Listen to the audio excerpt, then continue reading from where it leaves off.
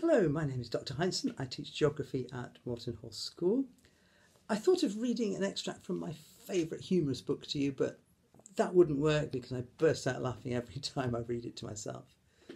Then I thought of reading part of a book I'm reading at the moment to you, which is about the future, climate change and the environment, but that's a little bit depressing. So then I thought, well, let's read something that brings those two ideas together, and is an extract from The Lorax by Dr. Seuss, one of my favourite children's authors. I'm not going to read it all, just different sections which get the message across. The Lorax by Dr. Seuss. Way back in the days when the grass was still green and the pond was still wet and the clouds were still clean, and the song of the Swami songs rang out in space, one morning I came to this glorious place, and I first saw the trees, the truffula trees, the bright coloured tufts of the truffula trees, mile after mile in the fresh morning breeze. And under the trees I saw brown barbaloots frisking about in their barbaloot suits, as they played in the shade and ate truffula fruits.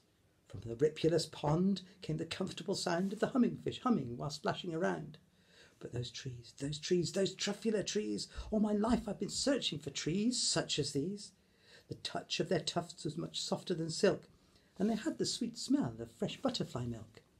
I felt a great leaping of joy in my heart. I knew what I'd do. I'd unload my cart. In no time at all I built a small shop. Then I chopped down a truffula tree with one chop. And with great skilful skill and with great speedy speed, I took the soft tuft and I knitted a thneed.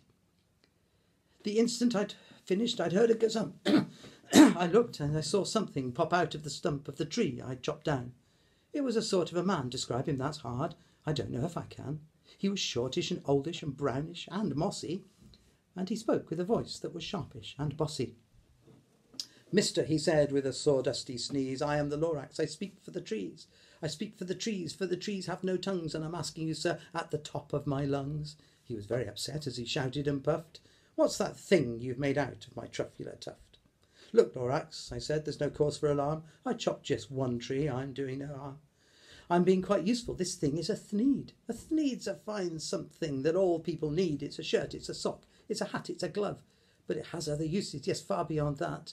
You can use it for carpets, for pillows, for sheets, or curtains, or covers, for bicycle seats. The Lorax said, Sir, you are crazy with greed. There is no one on earth who would buy that fool thneed. But the very next moment I proved he was wrong. For just at that minute a chap came along, and he thought that the thneed I had knitted was great. He happily bought it for $3.98. I laughed at the Lorax, you poor stupid guy. You can never tell what some people will buy. I repeat, cried the Lorax, I speak for the trees. I'm busy, I told him. Shut up, if you please. I called all my brothers and uncles and aunts, and I said, listen here, here's a wonderful chance for the whole Onceler family to get mighty rich. Get over here fast, take the road to North Nitch, turn left at Week Hawken, shop right at South Snitch. In no time at all, the factory I built, the whole Onceler family was working full tilt. We were all knitting thneeds just as busy as bees to the sound of the chopping of truffula trees. Then, oh baby, oh, how did my business grow. Now chopping one tree at the time was too slow. So I quickly invented my super axe hacker and whacked off 4 truffula trees at one smacker. We were making thneeds 4 times fast as before, and that Lorax, he didn't show up anymore. But of course he did show up, and he complained because the brown barbaloots had to leave because there was no food for them because we were chopping the trees down. The Swami swans also had to leave because the air was too polluted for them to breathe, and in the end the humming fish had to leave the pond because that was polluted too. So to pick up the story. At that very moment we heard a loud whack. From outside in the fields came the sickening smack of an axe on a tree. Then we heard a tree fall. The very last truffula tree of them all. No more trees, no more thneeds, no more work to be done. So in no time my uncles and aunts, every one, all waved goodbye. They jumped into my cars and drove off under the smoke-smuggered stars. Now all that was left beneath the bad-smelling sky was my big empty factory, the Lorax and I. The Lorax said nothing, just gave me a glance, just a very sad backward glance, as he lifted himself by the seat of his pants. And I'll never forget the grim look on his face when he hoisted himself and took leave of this place, through a hole in the smog without leaving a trace. And all that the Lorax left here in this mess was a pile of small rocks with one word: unless. Whatever that meant, well, I just couldn't guess.